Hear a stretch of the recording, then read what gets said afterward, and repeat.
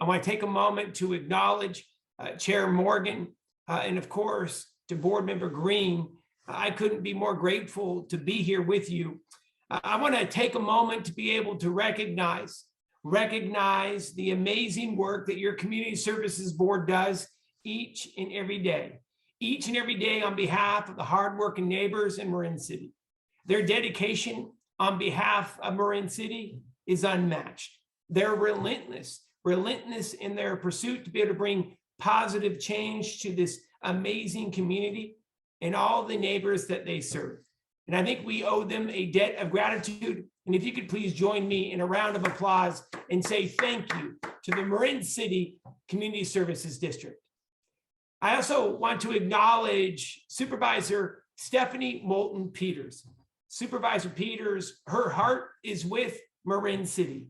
She is a relentless worker, working on behalf of the residents in Marin City. And I want to say thank you to Supervisor Moulton Peters for her tremendous dedication and her partnership. If we can please give her a round of applause, please. Thank you, Supervisor. It's good to see you. I think you're going to agree with me. The time to invest in the people of Marin City is now. The time to focus on Marin City is now. We need to expand health services in this community. It is appalling to know that a resident in Marin City, life expectancy is 15 years less than a resident of Sausalito, just right across Highway 101. It's appalling because California is the 5th largest economy in the world. It's appalling because we know that Marin is one of the wealthiest counties in all of America. It's time for us to be able to work together, break down barriers, and do what's right for this incredible community and build a new community center. Are you ready to go, Marin City? I want to take a moment to be able to acknowledge Ms. Terry Green. For 20 years, she has been fighting to build a new community center and health and wellness center right here in the heart of Marin City. She wants to expand services and programs for young people, to provide modern and safe facilities to gather for neighbors. And on this MLK celebration, we must commit ourselves to get the job done and follow through with what Ms. Terry Green has started. We've launched a new effort in partnership with Stephanie Moulton Peters and Ms. Green and Mr. Morgan to be able to not talk about a dream, to make this community center a reality. We want to build upon the past progress of the Community Services District Board and finally get this job done. We've established a working group in partnership with Stephanie Moulton Peters, who has just been tremendous to work with. Her leadership is unmatched. We've established a working group made up of Ms. Moulton Peters, Ms. Green, Mr. Morgan, myself, to be able to start refreshing what this proposal will look like. We're going to bring a project manager on from the county. We're going to hire a firm to be able to finalize the design and scope for programming. All to say, we're going to get this job done together and we're going to deliver for Marin City. This is an unprecedented effort like never before between your community service district, and we are so grateful for their leadership. And let's just be candid, we wouldn't be here without them. It is all thanks to the county of Marin, led by Stephanie Moulton Peters, and we're working with them, with the state of California, 100% teamwork to be able to prepare this project. And yes, it's going to take time. Yes, it's going to take all of us working together, but I am under a firm belief that together we're going to get this damn job done. And in the name of Terry Green, we are going to get this community center built once and for all. I'm looking forward to working with each and every one of you. Again, I want to say thank you to the CSD board.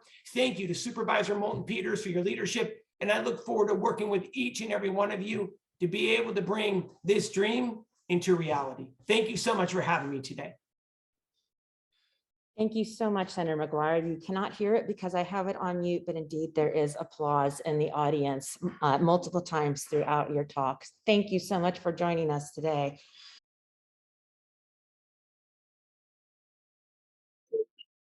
It's the things that I cannot go on. In life is nothing but a song.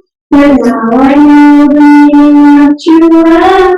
I'm reading on the everlasting arm. If I can see it, then I can do it. If I just believe it, there's nothing to it. I believe I can fly. I I can touch the sky. I think about it every night and day. Spread my wings and fly away. I believe I can soar. I see me running through that open door. I believe I can fly. I believe I can fly. I believe I can fly. I believe I can fly. I believe I can touch the sky. I think about it every night and day. Spread my wings and fly away. I believe I can soar. I see me running through that open door. I believe I can fly. I believe I can fly.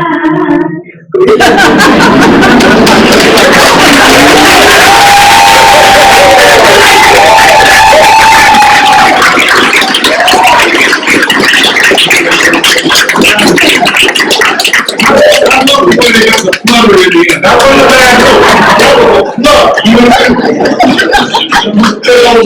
saying? That wasn't a problem. That was a flutter. It was intentional. That's right. We sure appreciate it. I want to introduce our next speaker. By saying this, at St. Andrews, we've been celebrating Black History Month or remembering the Black women through History Month.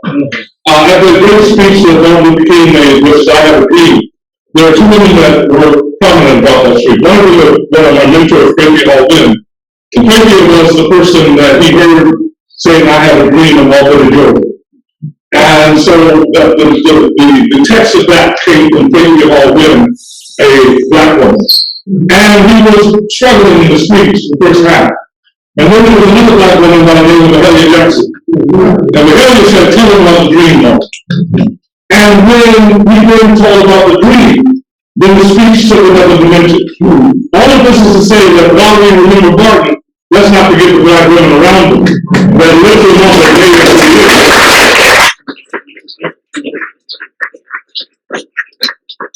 And we have in our presence a great Black woman who will speak right now. She is also someone who is a hero in this community, who is fighting for the rights of the residents here, and who's making a big difference. Yes. Let's not forget her, and let's celebrate her. We want to thank Royce McNamara.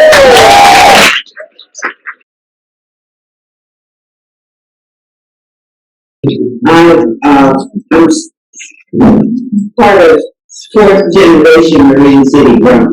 So why does this mean so much to me in terms of Marin City? I love my community. Took it for granted as a child, but after I left and had my birthday experience, I've been back home for going on 46 years. I came back and I realized the beauty of my community. And I know that there's no place else in the world, basically, where you can enjoy the beauty that the wealthy enjoy and appreciate it. So we know, at least those of us that have been here, raised up here, we know where we are, for starters. So in terms of the past, my forefathers, they did not have came here from the war, you heard the Second World War story, and refused to leave. You know, we're going to go back. We're not going back. And they got rid of, people who did leave, because Marin City was a truly integrated community back when I was a child. But afterwards, in the 40s, people started going in wherever they could go. It wasn't until I was an adult that really realized that, in fact, they were redlining and couldn't go nowhere else but in Marin City. And then those black people that were still here, some moved to San Francisco, Berkeley, Palo Alto, Richmond, and that's, scattered about. But then there was some group that wasn't going nowhere. Realized where they were. We're going to go back. There's no going back. So they approached the county and let them know, we're not leaving this valley. And we was raised up in full-time shanty houses, but they still don't go back. But they didn't say they wanted something better. And they had a real freedom. A real freedom in Bill Schultz, the first woman supervisor of Marin County. She walked the middle road when it was, water was up to your ankles, and saw how black people were living and wanted to do something really, truly about it. Wasn't just talking. And so she went to Washington, D.C. on her own dime, because the county still being what it is today, the Good Old Boys Network. And we didn't want black people in this county. But she went there and was able to convince Federal Housing Administration to get the money for what we know as the Golden Gate Village. Then there was other people, and this is why I'm so where I'm coming from, because I remember the Mr. Phillips, the C.J. Williams, the Mr. Small, notice, men, black men, that wasn't for none, and made the county do the right thing. And so, and then there were a few women, Rachel. Yeah, Rachel? Thelma was a teenager back then. So, but I'm talking about elder, like your people. Mr. Marin, the first black man that had a shoe shop in Marin County. So, they fought to remain here in this valley. Their shows went. Got the land, bought out the land, but then it was all part of a redevelopment plan. So as you look around this whole valley here, what you see are the black people who's locally that were able to save some money to buy their homes here in Marin City. It was a thriving time as coming up. My parents, when I was a girl, when she was a college student, we rode the Greyhound bus every morning. And it was black businesses, because everybody knew that the 97% black people, black community, that as the white businesses left, black people came in and they didn't have MBAs to do it. But they had a willingness to work, a willingness to have something. From the Mr. Dan King, and they were Mr. Westbrook and others who we had our grocery store. We had the candy store. We had our cafeteria, barber shop, beauty shops. Mr. Hayden and the department store when they shut down, and Kelly's pharmacy, the drugstore. Black businesses. So we weren't all just where we are today. So they said they were moving here when they did. So we had the homeowners, we had the co-ops, we had the Ponderosa, and Golden Gate Village. Anna shows when she came back, it was around the same time at the beginning of the Civic Center. So they brought in Frank Lloyd Wright. Civic Center. when Golden Gate Village, she got Marin Green, who was Frank Lloyd Wright's West Coast Park. And so the two of them were in the same office, one doing civic center, one drawing, etching out the Golden Gate Village. And so what you see today was the civic center was built to last, futuristic back in the day. And then you had Golden Gate Village that was built to last, built for Black people. I'm going to be playing today, okay? Built for Black people that were left. They weren't going to be a part of the homeowners. They were going to leave Marin City. And so they were built to last. And the architecture designed a certain mix and mingle with each other. So that's the past. And our parents came, lived, raised children all throughout this valley. But then, what happened is when our elders began to pass away, their children couldn't hardly wait because they started selling their parents' homes. And that's where gentrification began in Marin City. That's where it started, right here in Marin City. But Golden Gate Village was a stronghold. Hallelujah.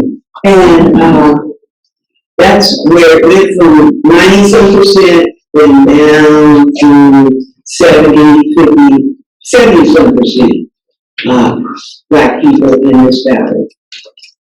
So, we're here. Now, I'm going to speak briefly about the present, because we all know the past. Bill Schultz was standing and being so bold, she wasn't reelected. But she left a mark, because we're here, in Jesus, what's his name. And so, the present, here we are today, 50 years later.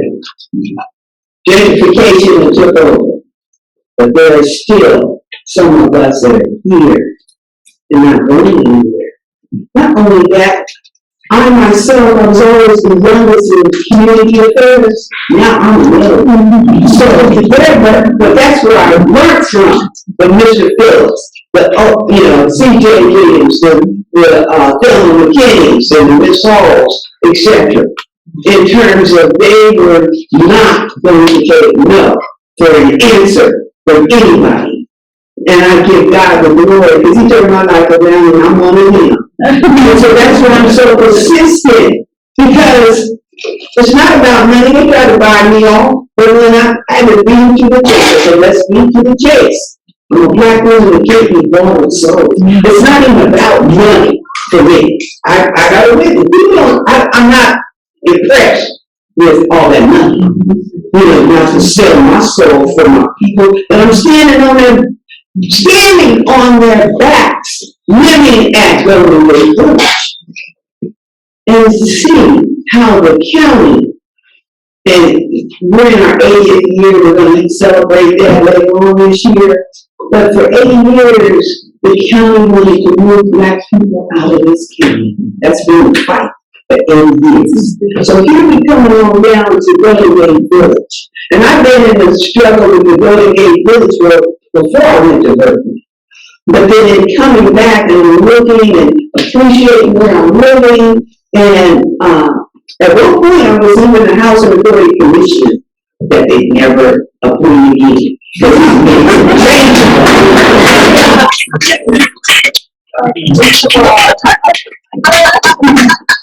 here, this is the president of our rights, and being out of the middle, I'm not just limited to there. And so as today, here we are, the county now, they've been running this. And Mr. Phillips told me before he passed away, he said, Ross, I may not be here to see you, but you best know that the county powers that be, they're going to come after Golden Gate Village. And when they come, they're coming. You know they're coming. But you better be ready to fight. You better be ready to stand, because you have Drake Avenue, and then you got the freeway. We had no place to go. And so I stayed.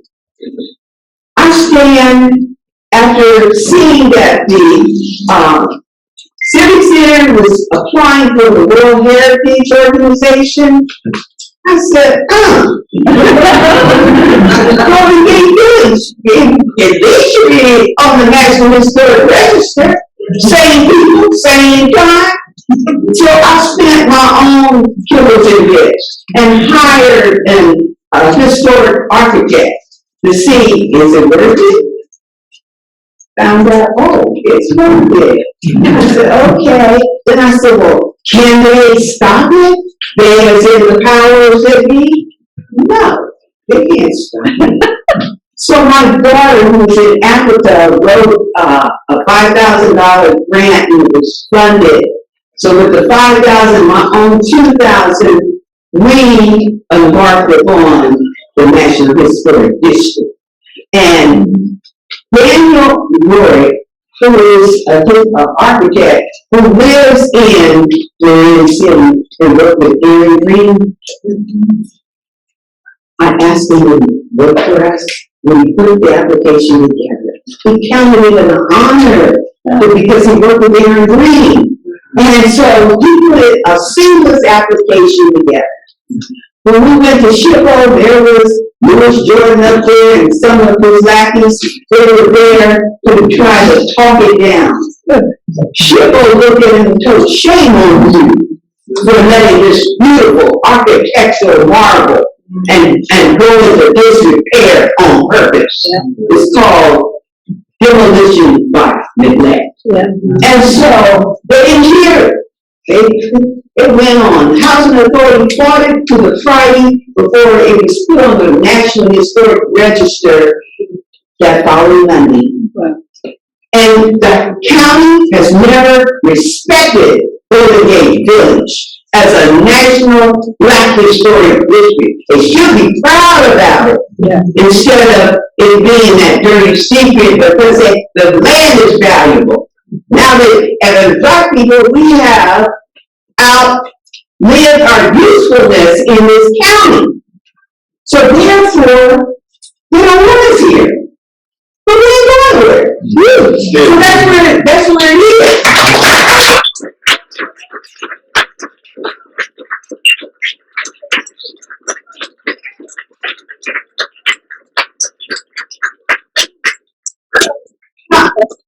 How to get, how to work it. So, we got on the National Historic District, and I just talked to our supervisor the other day. I said, y'all they're gonna learn to respect, Golden Gate Village, just like it's a civic center. But I got my kids, this is why they never asked me.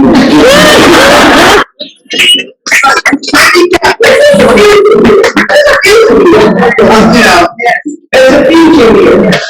We're in war, but I know who's over the law. Hallelujah. I know, and he told me in 2019 I had a heart attack. And so, just when I was in the hospital, I said, Lord, what did I do? He said, every promise I made to you, I'm going to fulfill it. And I don't need you to make it happen.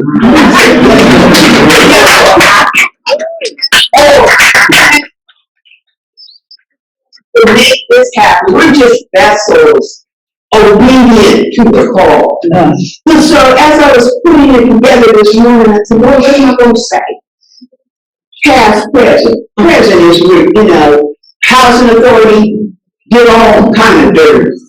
Jumped over waiting lists to bring in people from the north, south, east, and west. If you had Marin City, any kind of Marin City background, you were overlooked and did not get housed. And that's how it happened to where trying to make it gentrified at Golden Gate Village. You may see Black people, but they're coming from San Francisco, Oakland, and Richmond. Some of them don't even know where they are when they get here. But then there's just some of us that, hey, we're still not going to be here. So as I'm, coming on down to the end, about our today, you have residents that live in Golden Gate Village who don't care. They don't care because they don't know where they don't have the history. We got the history. And so they don't really want to leave here. So I say, give them the voucher. Give them many people that are here, give them the voucher to leave here. They don't want to be here. It shows in how they live. They don't want to be here. Give them those vouchers. Why are you saying that, Ms. Grace? Because there's hope. There's hope housing. And what is hope housing? Hope housing is made up of people who lived in Marin City, raised in Marin City, didn't like being left, but what that's like me to be able to come back.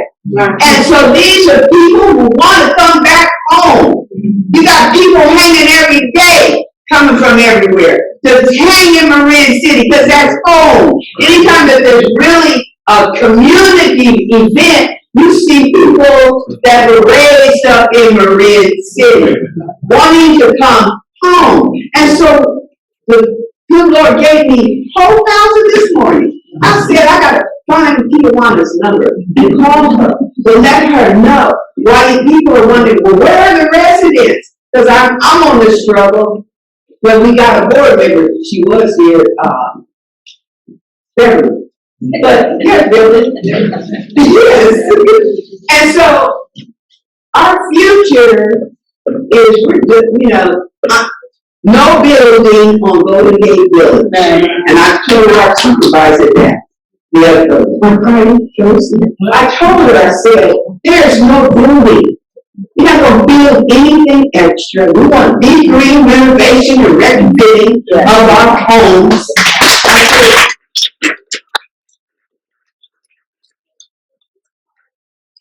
people are being insulted if you know, you say, well, build for the county to build affordable housing on the 80 acres of open space. And the city said, oh, that's it. Look at you crazy.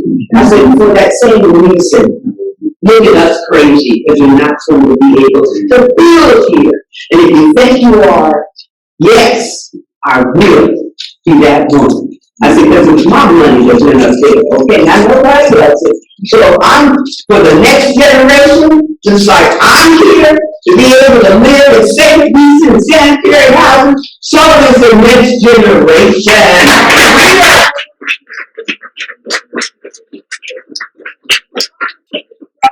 God will give us no more than what we can bear. And so I'm down for, he said, I'm going to live to see it happen, and I'm going to be able to enjoy the real Marin City once it's renovated, the whole town. And I know there's going to be another white flight. That's okay. Because there's people that want to come on back that look like I look, that wish they never left this beautiful valley. So to God be the glory. And the Lord will have more time so that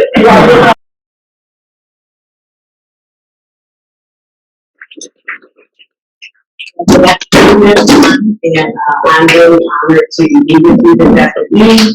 And at this combined celebration for Martin Luther King as well as Black History Month. And there's a lot of history in the room that we've all established.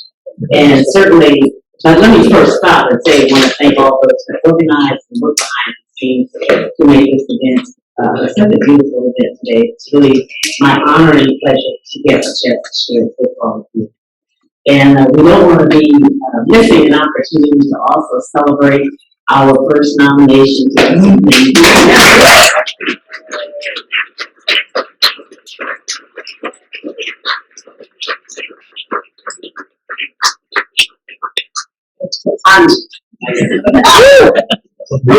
Just very, very beautiful. And then I want to give a special shout out to an up and coming history maker, and that is, where's Anaya? And Anaya Ford, Anaya Stanley,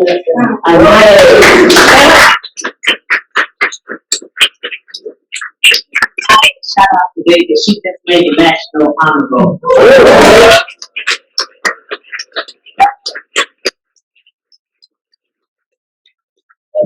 get right to my task, and again, honor you. Thank you for that beautiful introduction. So today, I'm going to be sharing some speech that I stumbled across that was delivered by Dr. Martin Luther King Jr. over 64 years ago. He did this speech, it's not where you might think he would be delivering it, because it was before the American Psychological Association. But the words of his speech are incredibly meaningful, and they are so necessary for all of us today. In this speech, Dr. King took a technical word that is used by psychologists called maladjusted. And naturally, you probably wonder, well, what is she doing? So let me amplify Dr. King's voice and allow his words to speak about why it's so important for us in 2022 to show up maladjusted. Dr. King argues, and I want you to get this, is that there are some things in our society to which we should never adjust. There are just some things that we should not be getting used to. Some things within our social order to which I am proud, he said, to be now adjusted, and to which I call all men and all women of good will to be maladjusted. Now, of course, all of us, he says, want to live well-adjusted lives. We want to be liked and perceived by others as normal or well-adjusted, right? But none of us want to show up looking weird and out of step. But Dr. King says we should not adjust to certain things. Things like economic injustice, racial segregation. We should not adjust to discrimination, bigotry, and physical violence. And we should never adjust to losing our voice at the voting polls. To these things, we need to stand and never adjust. We must be now adjusted.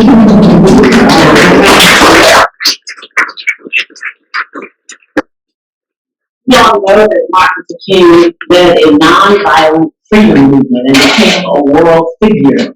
But let's not forget that first and foremost, Martin Luther King was Baptist preacher. And preacher was being a civil rights leader. His father was a pastor, his grandfather had been a pastor, his great-great-grandfather had been a pastor, and several of his uncles were preachers and pastors. And I'm sensitive to the fact that all of us come from different faith perspectives. But I thought maybe this concept of being maladjusted, I realized that there's just a little story in the Bible that could help us. There's a story there where we find Jesus who's been traveling from town to town. For the church folks in the room, that's in Matthew 9. In this story, Jesus' picture is very, very busy because there's so much work to do. So he's going as fast as he can. He's hurrying from place to place. He's teaching. He's curing disease and sickness. He came across a paralyzed man and told him to get up and take your mat and go home. He came across a tax collector, a pawn of the oppressive government, and called him to follow me. He came across a woman whose life had been hemorrhaging out of her to provide sidewalk health care to her. Jesus was exhausted, but in this moment he paused and he looked out over yet another crowd. What he saw were the broken, the harassed, the scattered, the abandoned, the neglected, the helpless, people who were wandering aimlessly with no direction or leadership. They were in bad shape, and their very souls were uncared for. There was a crowd of people who were in pain, like many of us might be today, fatigued by the struggles of life. Yes, he was busy, but he stopped. He saw the struggle of the people, and what he saw broke his heart. The story clearly shows us that Jesus never adjusted to seeing human pain and suffering. He never adjusted to accepting the abnormal as normal. He never adjusted to seeing people hurt and hungry and helpless for their needs. No, he represented a model of human template for being sociologically, emotionally, politically, and even spiritually maladjusted. But what about us? Do we see the painful conditions of our brothers and sisters? Or are we adjusting to a lot of things that are just not normal. COVID-19 is not normal. Over 83,000 people have died right here in California.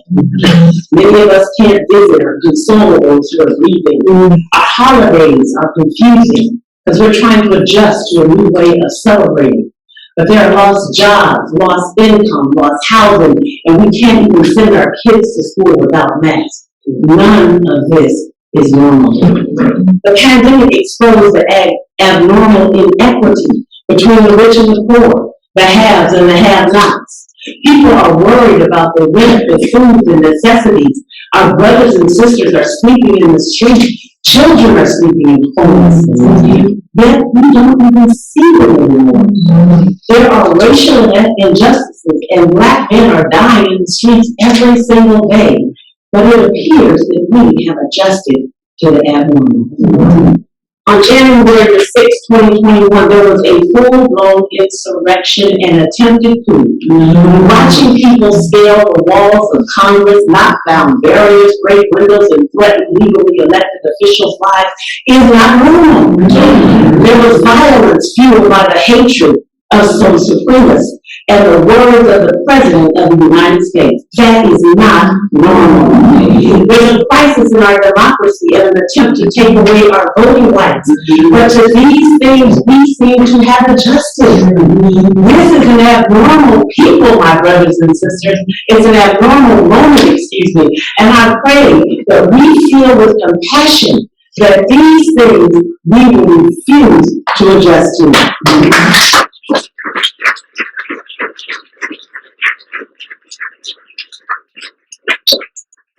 Brothers and sisters, there are abnormalities all around us today. And my question is, how do we show up and be proudly now adjusted?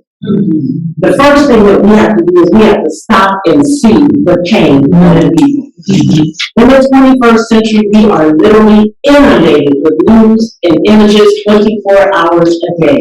Another killing of a Black man, the chipping away of our voting rights. These are things that should be breaking our hearts. We should never accept these things as normal. We have to shake out of our lethargy. Stop walking past human brokenness within our community and see the homeless, see the sick, see the grieving. We must stop normalizing these painful circumstances, for surely these are things that should break our hearts. And after we stop and we see and we feel the pain of the people, we have to do something. We must feel compassion and be empathetically moved to do something about the overwhelming pain of our people. We must be moved to action. We are being summoned on this celebration of Martin Luther King and Black history to embrace being maladjusted and to go out to meet the needs of our people right where they are. We can't just sit back and invite people to where we are and then hope that things get better. No, we cannot sit idle. We must be about the business of meeting people where they are, because that is where the need is.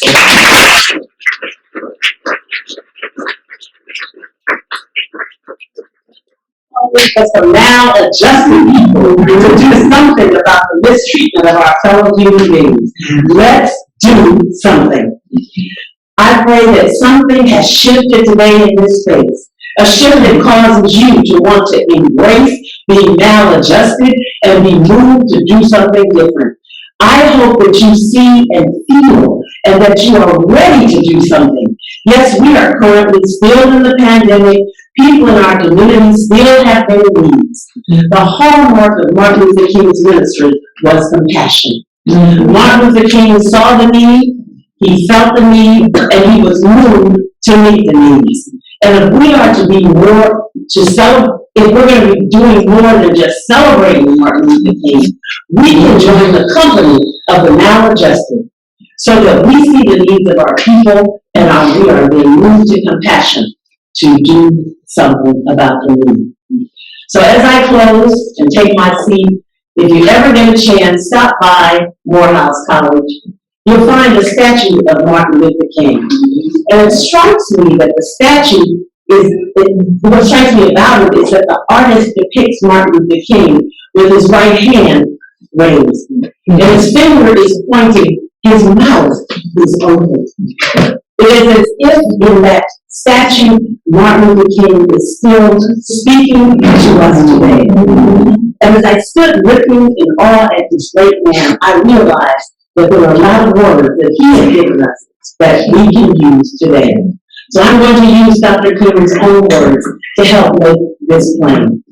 He says, I never intend to adjust myself to the inequalities of the economic system which takes necessities from the masses to give luxuries to the classes. I never intend to adjust myself to the viciousness of the mob rule, and I never intend to adjust myself to the evils of segregation and the crippling effects of discrimination. And I call all men and women of goodwill to be maladjusted with me, because it may well be that the salvation of our world lies in the hands of the maladjusted. So let us be maladjusted. Let us be maladjusted until we realize that injustice anywhere is a threat to justice everywhere. Let us be so maladjusted that we see change does not roll in on the hills of inevitability, but it comes through the continuous struggle. Let us be so maladjusted that we remember that life's most precious and persistent and urgent question is, what are you doing for others? Let us be maladjusted as the prophet Amos, who amid the injustices of his day could cry out words that echo across the centuries. Let justice roll down like the waters and righteousness like a mighty stream. Be maladjusted so that we realize Black lives do matter. Be so maladjusted that you see darkness cannot drive out darkness. Only light can do that. Hate cannot drive out hate. Only love can do that. Be maladjusted like Amanda Gorman, who says that there's always light if only we are brave enough to read it. Now is the time to make real the dream. Now is the time to make justice a reality for all of our children. This is our hope. With this faith, we will be able to work together, to pray together, to struggle together, to stand up for freedom together, knowing that we will all one day be free. And when this happens, and when we allow freedom to ring, when we let it ring from every village and every city, we will be able to speed up the day when all of God's children, Black and white, men and women, Jews and Gentiles, Protestants, Catholics, and Muslims, we will be able to join hands and sing in the words of the Negro spiritual. We are free at last. Free at last.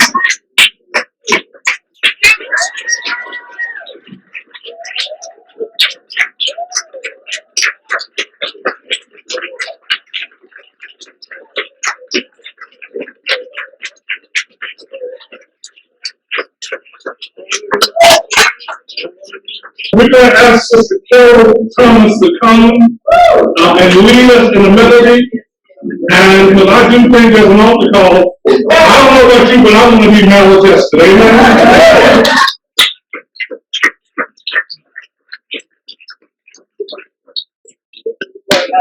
Wow, that's all I can say.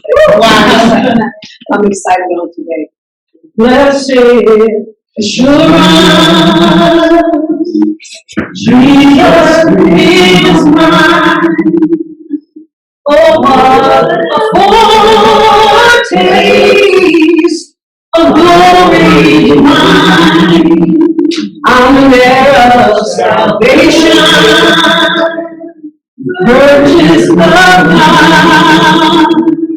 born of His Spirit. I've been washed in His blood, perfect submission, all is at rest. I am my Savior, are happy and blessed, watching and waiting, looking above, all of His Spirit I'm lost in God's love. This is my story. This is my song. Praising my Savior all the day long. This is my story. This is my song. Praising my Savior all the day long. Hallelujah. Praise the Lord. So I'm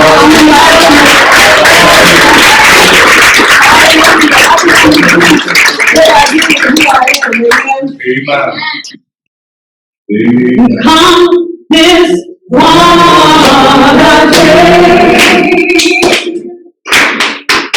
Lean on the Lord. Trusting in His holy word.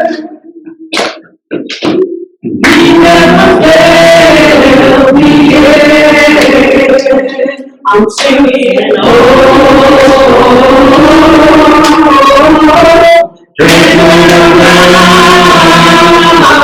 We come this far, baby. We come this far, baby. Lean on the Lord. Trust in His holy word. He never failed me yet. We're singing, oh, turn around.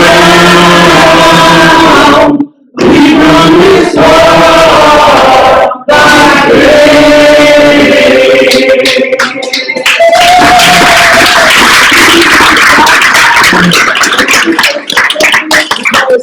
Faith is the substance of things hoped for, the evidence of things not seen.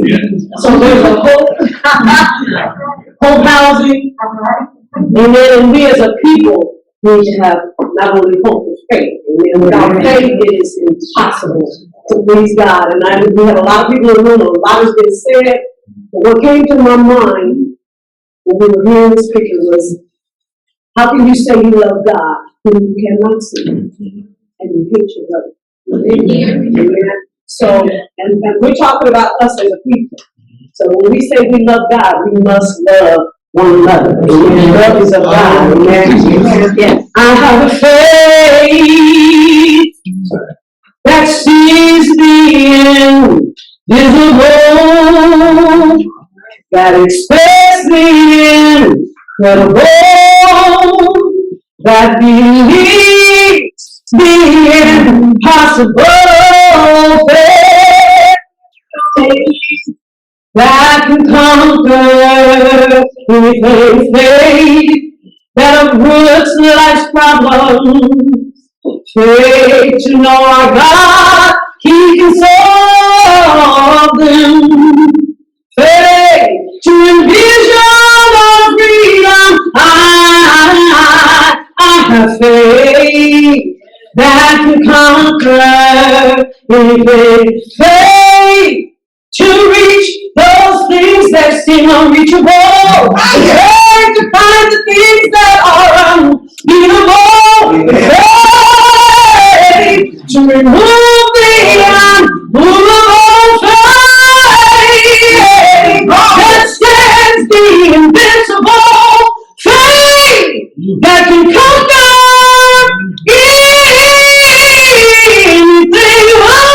Oh, we gotta have faith to reach those things that seem unreachable. There's faith to find the things that are unbeatable, and faith that will remove the unmovable, faith that stands the invincible, faith that can conquer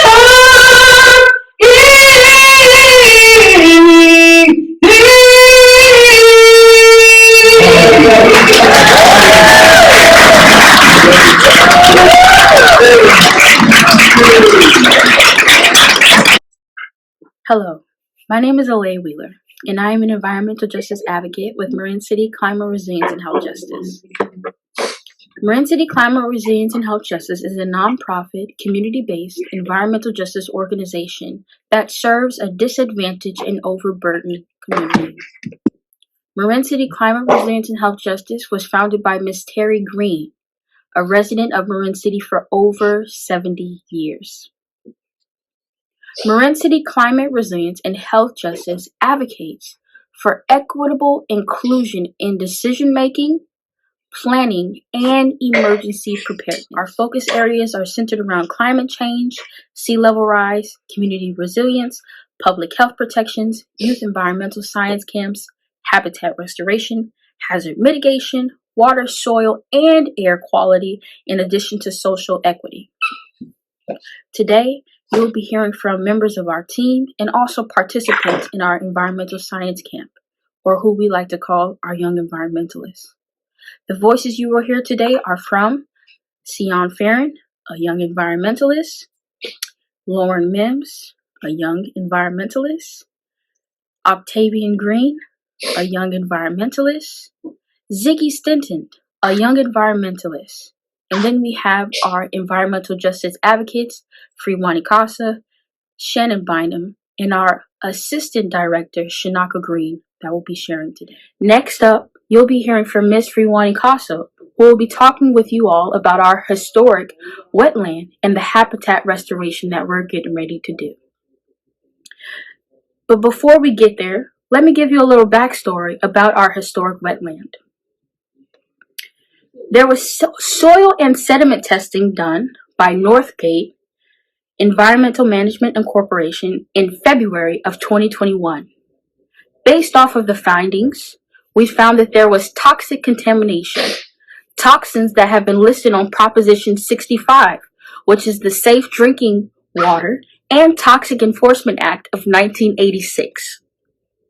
The toxins that were discovered are as follows: nickel, zinc, diesel, chromium, vanadium, arsenic, lead, and mercury. All toxins known to cause cancer, some birth defects, and also other reproductive harm. Ms. Freewani will now tell you a little bit about what we would like to do to restore our historic wetland. Hello, I am Freewani Casa, and I am an environmental advocate with Marin City Climate Resilience and Health Justice. For years in Marin City, there has been an abandoned and degraded retention pond that is an eyesore for both residents and those traveling up and down the 101 freeway. I am convinced that this neglected historic wetland can be restored by having all contaminated water and settlement removed, which can improve water quality, bring in green plant life, and providing a vital ecosystem for birds and other wildlife. This restored wetland can represent hope for everyone who looks upon it. Currently, Marin City Climate Resilience and Health Justice, as well as Audubon, California, have joined forces to design the restoration, which we have called the Marin City Habitat for Life. Once built, our historic wetland will be a beacon of light for all to see and benefit from. Our community will have a place to go to and experience beauty and nature, which will not only lift one's spirit, but also speaks to the power of a unified effort of a community purposefully coming together to change what was once a negative into a positive. The Habitat for Life will be a place of hope for all the world to enjoy. People will see how the wetland will reduce flooding, improve water quality, and boost the economic growth of the shopping center, which sits next to it. The wetland can also provide homes for marine animals, provision and nursery ground for fish, nesting and stopover areas for birds, an opportunity for people to learn about nature. But more so, Habitat for Life will show our community that they are valued and that Marin City matters. It is time that our voices are not only heard, but acted upon. Thank you. Hello, guest panel. My name is Shannon Bynum. I'm with the Marin City Climate Resilient and Health Justice Program. I'd like to talk about some of the challenges of the environmental hazard in Marin City, the social dilemma of the pipeline for the last 81 years. And with this being a special month, I'd like to quote Dr. Martin Luther King. Our lives begin to end the day we become silent about things that matter. Folks, all lives matter with justice and fairness. My purpose is to bring awareness and hopefully help address the health issue that affect the aging pipes and the contaminants in the drinking water.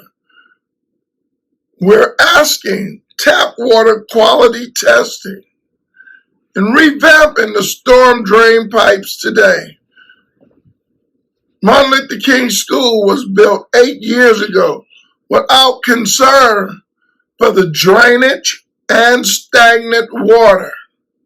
It's important to recognize the danger our children being exposed to the contaminants and lead, with some being reported having behavioral learning disabilities, slow growth, seizures, a number of respiratory problems, and mold in our home and shifting foundation.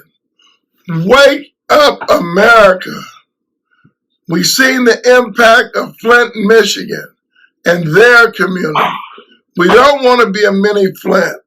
Being a veteran and knowing what happens to areas we left behind, toxic waste wasn't pretty. I'd like to close with JFK saying, ask not what your country can do for you, but what you can do for your country. And today, we all can work together in cooperation, trust with other communities, building a healthier life in Marin City with compassion, dignity, and an opportunity for a better quality of life. I'd like to thank you for this time, and may God be the glory. Hello, my name is Shanaka Green, and I am the Community Outreach and Engagement Director for Marin City Climate Resilience and Health Justice. I have lived in Marin City all of my life, and as a child, I can remember always asking myself, why did I have to be the one that was diagnosed with severe asthma at 6 years old? I was always out of breath and using a little red plastic pump to refill my lungs to breathe. I would like to speak with you about 3 key points that I believe may have been a factor in me having such severe respiratory problems while being a lifelong resident here in Marin City.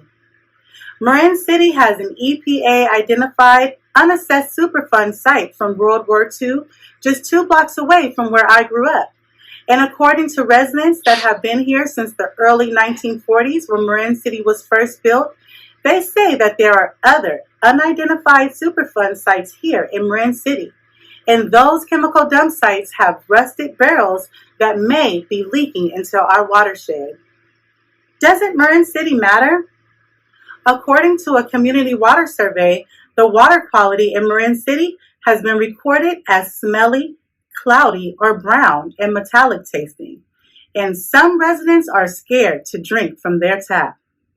Residents have also stated that visually, the pipes look rusted, old, and sometimes moldy.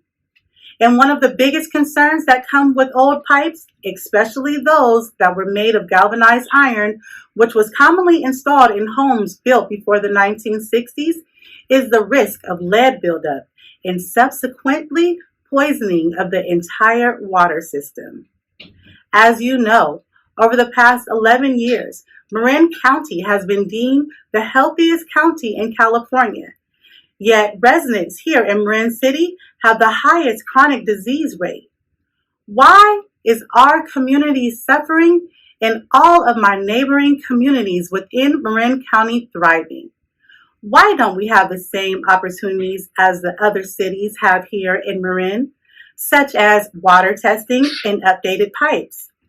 Why doesn't the County of Marin pay attention to the health and well-being of the residents here in Marin City? Marin City matters, and we deserve an equal quality of life, just like the other affluent cities have here in Marin County. Thank you. Dear Governor Gavin Newsom, as young environmentalists, we have been studying the environmental burdens that have been plaguing our community ever since World War II. For 80 years, our community has been flooding, yet our voices haven't been heard by those who are making decisions for our low-income, historically African-American community, which is unincorporated, including the Marin County Water District, Board of Supervisors, and Department of Public Works. On October 24th, 2021, during the historic floods due to atmospheric river, community members were forced to walk through contaminated floodwaters to get home or to leave the community because Marin City was shut off. We need your support to hold the county accountable for the legacy contamination, chronic flooding, lack of drainage, and other environmental stressors due to redlining and other discriminatory practices that shape Marin City. We look forward to your response and hope to collaborate with you soon. Very best, Marin City, Climate Resilience, and Health Justice Young Environmentalists.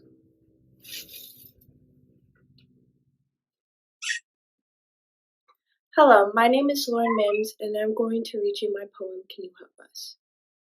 Years and years of discrimination, to add on with climate changes. Can you help us?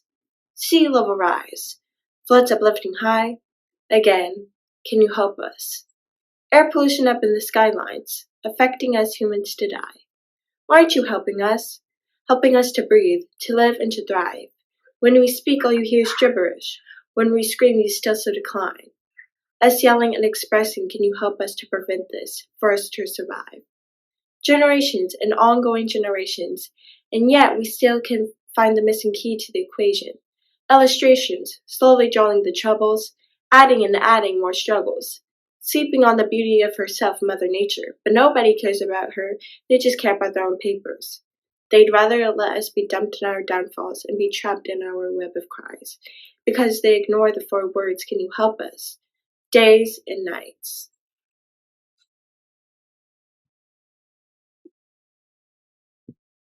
This is by no means an exhaustive list of what's been going on in Marin City, but it'll give you a good overview of some of the challenges that we are up against. Okay, so we're going to be talking about sea level rise issues, water issues in general, toxic issues, and it's just to give you, especially public health issues. And this is an overview, so let's get started. October 24th was a big day for everyone.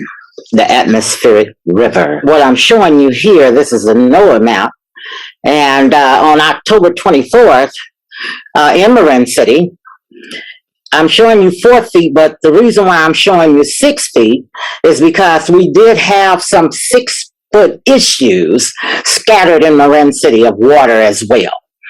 And so the flooding, yes, we're looking at sea level rise, groundwater rise. And it was real interesting when Dr. Hill was sharing her slides a few minutes ago. I said, oh, let me send her this slide of stormwater shooting up from the ground. It's amazing. And then the whole torrential rains that we get and the king tides. But you take a look at all of this, the fact that we don't have any drain pipes, there's no drainage system when you get in and out of Marin City, and you take a look at this and you say, wow, what's really going on? And this is what took place. And folks say to us all the time from the county, oh, we don't have to pay attention to Marin City until it's 3 feet of sea level rise or 3 flooding. Well, it's been flooding in Marin City for 80 years. It's between 4 and 6 foot right now. Let's go to the toxic contamination. This is the 101 freeway. Just wanted to be able to show you the rain was starting, and it goes from here all the way into Marin City. Many of you all have seen this picture of that tall man wading through the contaminated waters in Marin City. It's right there at the hub. And the thing is we actually had 3 cars that were stranded in these contaminated waters. But more than that, why are we focusing on that? Why are we in Marin City focusing on this? Why is this happening? What's happening with our health? There's a 20-year decreased life expectancy that's happening here. Between the folks in Marin City and the people on the right of us, on the left of us, people up the freeway. We look at Marin City having the highest chronic disease rate. Yes, we're concerned about these contaminated waters, having the highest disability rate. And then African Americans are twice as likely to experience disability. And by the way, Marin City is yet a food desert. But let's take a look at the broken pipes. We've had broken pipes, continue to have broken water pipes, drain pipes, but you look at this contaminated water. According to the 2017 flood study, talks about the broken, cracked, rusted, talks about the pipes. All this, we know, is getting into our pipes. Can this young man, this tall man, can you imagine our kids having to wade through this on their way to schools, on their way back from school? When I take a look at this, and yes, this is near and dear to my heart because I have a daughter who had to take her son to play football in the East Bay. When they came back, they couldn't get back in Marin City. There's a little, right outside of Marin City, there's a little business district where, cars was piled up from Marin City because they couldn't get in. And what did she do? I cannot believe she actually waded through this contaminated water because she said, hey, I got a 6-year-old son. I need to get to him. I'm like, oh, no. But she wasn't by herself. There were 4 families, some with small children, having to wade through this contaminated water on October the 24th just to try to get into the community.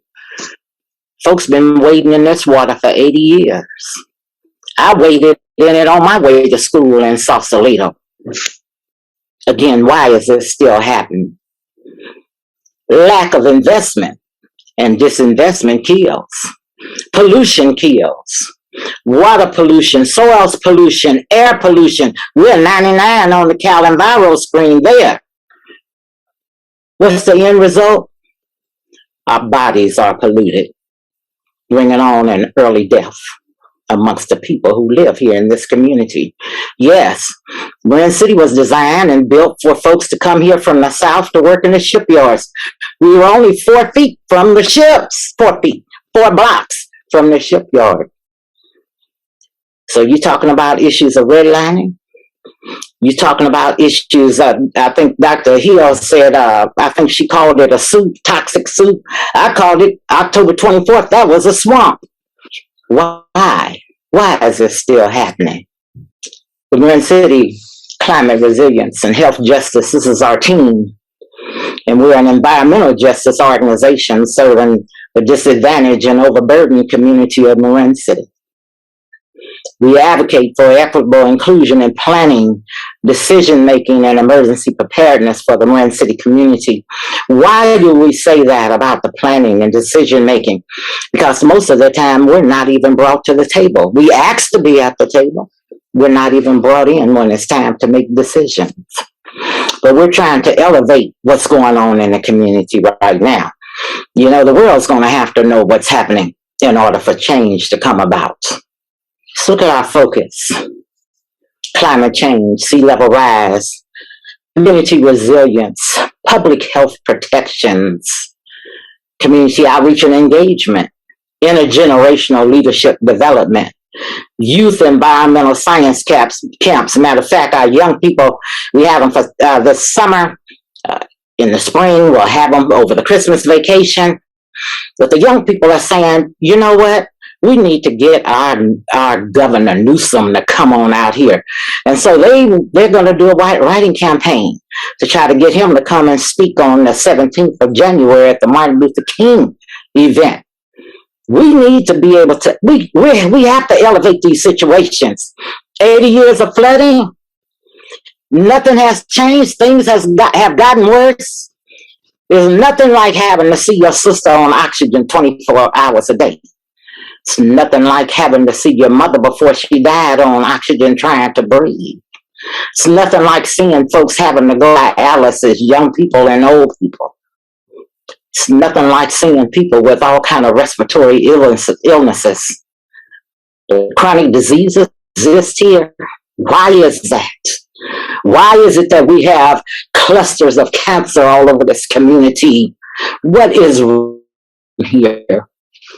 That's why we have to deal with issues around hazard mitigation, water, air, and soil quality. And yes, we're working with Audubon. Yes, we're working with the county trying to restore the wetland down at the foot of the hill. And yes, we have to look at issues around social equity. This is what was happening on October 24th. I'm going to jump into solutions. I only have 10 minutes and less than that, so that's why I'm moving forward here. This is part of our team, and they're overlooking the degraded wetland that we have here in Marin City. It's been like that. Most people think that it's a sewage dump because of the odor.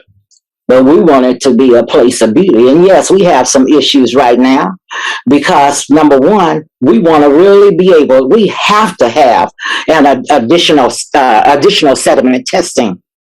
The initial tests showed elevated levels of lead and nickel and zinc, arsenic, chromium. We have what are some of the other historical contaminants from the shipyard days? We know dumping took place. We have to look at that. But we need environmental lawyers, environmental engineers and planners. We need more caring allies. We need grant writers. We need scientists, journalists. We need folks that are specialists around public health issues to work with us. We need folks who are specialists around issues around our legacy contaminants, pollution. Oh, yes. What we're trying to do, what we're doing, is setting up an endowment. Why? Because folks that should be doing this work, addressing these issues, aren't addressing them at all. And so what we said, hey, let's try to raise the money, and we can maybe hire some of these specialists to come in and come up with some solutions, and we'll bring them to the table at the Board of Supervisors, Marin County Board of Supervisors meeting. Let's fix it. Legacy contamination kills.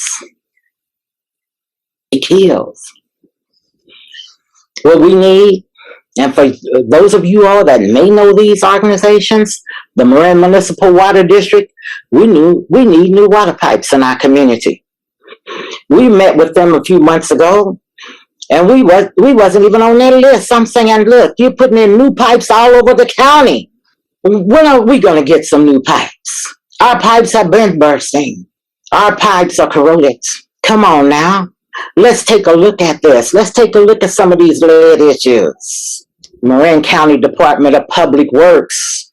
Marin City is made like a bowl. You coming into Marin City? No drain pipes there. Come on now. What is that? I had an organization to come to the table, a big organization, came and said and placed $6.5 million in DPW's laps. Hey, and what was the response? And I'll never forget it. The statement was, unfortunately, that's how Marin City was designed. How do you think that made us feel in the community? When I look all over this county and they're working on things all the time. The county's been knowing that we didn't have these drain pipes. Caltrans, if I go to them, why was the water, the 12 acres of toxic waters flowing off the 101 directly into Marin City and into the pond? Why is that? That has to be dealt with. We need those contaminated waters. They have to be rerouted, filtered out, then sent out to the bay. Come on now. When we look at the Board of Supervisors with millions and millions and millions of dollars, we need infrastructure investment right here in Marin City. We're tired of being ignored. We're tired of being actually not even seen. You know? No, we're here. My parents came here from Texas to help save this country, working in the shipyards. My own mother getting what? From asbestos scraping? Come on now. Mesothelioma. Our folks, many of our folks, got all kind of sickness and diseases because of what's been happening, what hasn't happened here in this community. The Department of Toxic Substance Control, we need some protection from all of this toxic harm that's been going on in our community. And there's more.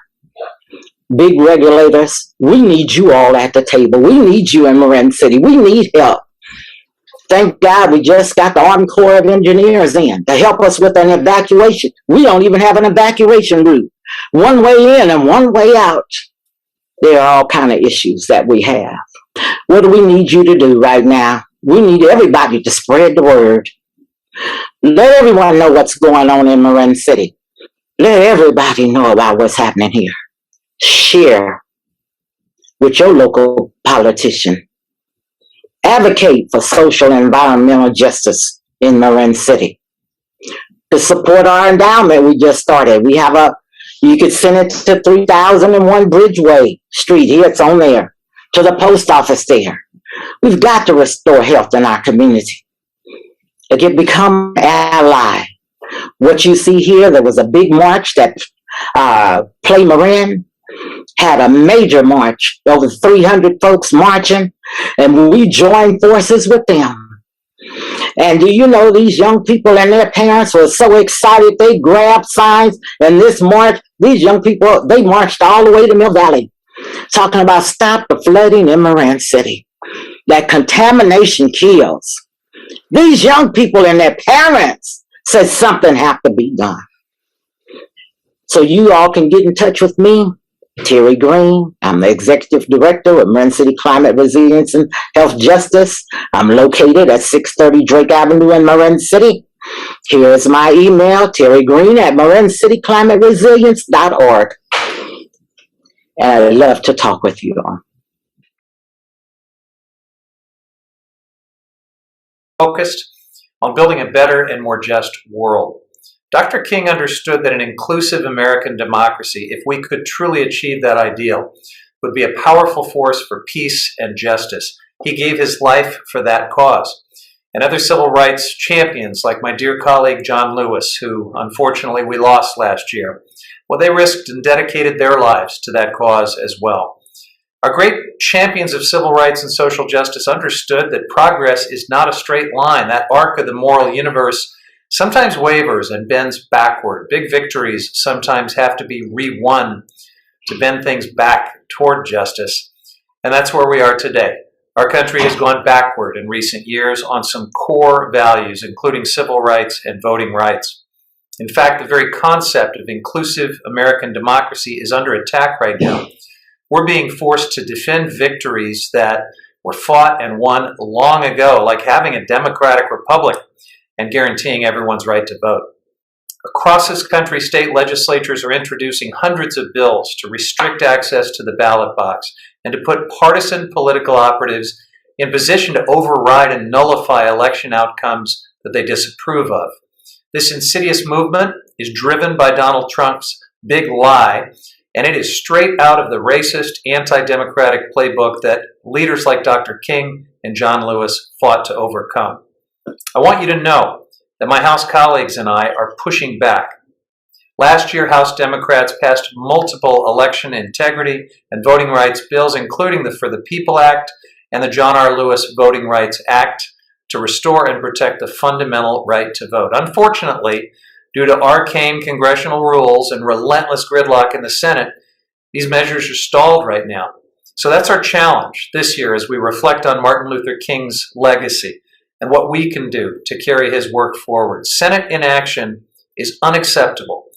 Defending a Jim Crow relic like the filibuster is unacceptable. We must all demand that the Senate bring voting rights legislation to the floor and pass it into law now. At consequential moments, history presents a choice. Lawmakers can be on the right side of history or the wrong side. Protecting the right to vote is a sacred responsibility, and each member of the Senate right now is going to be judged by history. As Dr. King said in his famous I Have a Dream speech, now is the time to make real the promises of democracy. Our democracy promises every American the right to vote, regardless of race, gender, disability, or education, and now is the time. As the fundamental right to vote is under attack, now is the time to protect and restore those rights so that we can once again make real the promises of democracy. The world is watching. Adversaries and allies alike are waiting to see if American democracy can meet this moment. We all have a role to play in securing that promise, and I have confidence in our collective power. So I want to wish all of you a safe, peaceful, and purposeful Martin Luther King Jr. holiday. Thank you.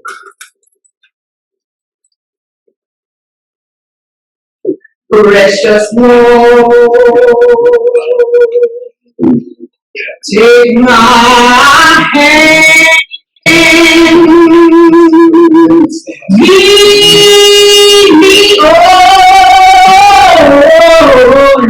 let me stand. I am tired, I am weak, I am worn through the storms, through the night. Lead me on to the light. Take my hand, precious Lord, and lead me on. If I can help somebody as I pass along, if I can cheer somebody with a word or a song, if I can show somebody that they're traveling wrong, then my living shall not be in vain. Then my living shall not be in vain. My living shall not be in vain. If I can help somebody as I pass along, then my living shall not be in vain. How I got over, how I got over. You know my soul back there and wonder how I got over. How I got over. How I got over. You know my soul back there and wonder how I got over. How I got over. Oh, you know my soul looks back and wonder how I got over. How I got over.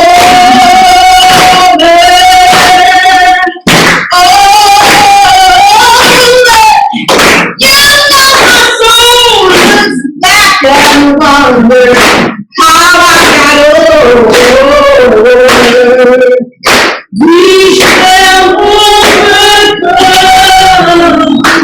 We shall overcome.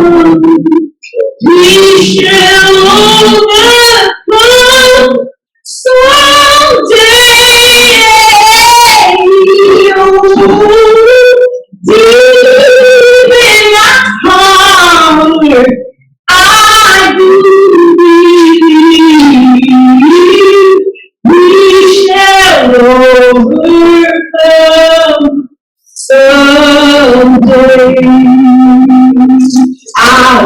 up this morning with my mind stayed on freedom. I woke up this morning with my mind stayed on freedom. I woke up this morning with my mind stay on freedom. Hallelujah. Hallelujah. Hallelujah. Now we get up and get on that. I woke up this morning with my mind stay on freedom.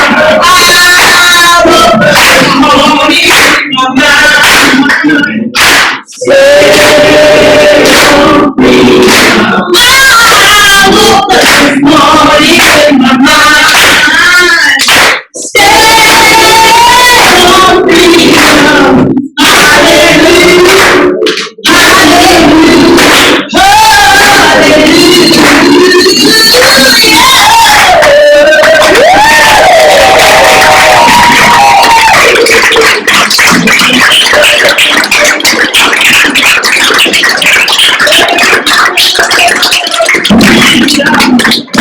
Hallelujah.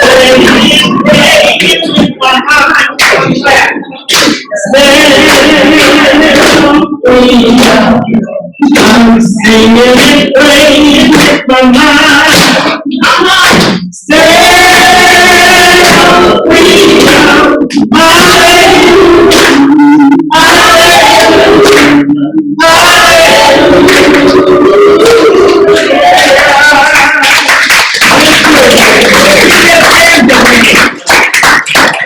Give yourself a hand. You have been the best audience. Come on. Clap for yourself. We accept you with your patience. I know you're hungry. I know you smell the barbecue. But we just want to thank all of you for being here today. I want to thank the committee, Terry Green, Lisa Bennett, Paul Austin. We want to thank our caterer. It's called Sam's Barbecue. So you'll be able to know today after you sample the food. So we are at the end of the program, and we just want to make sure that you get food. A band, don't leave, because the band is coming in to play music. I mean, you're welcome to stay. That's how we do it. You know, you stay and leave it, and you stay. But we're not going to be just standing over you talking. So, are there other announcements? Any other announcements? Okay. Then this is the end of our program, believe it or not. Thank you.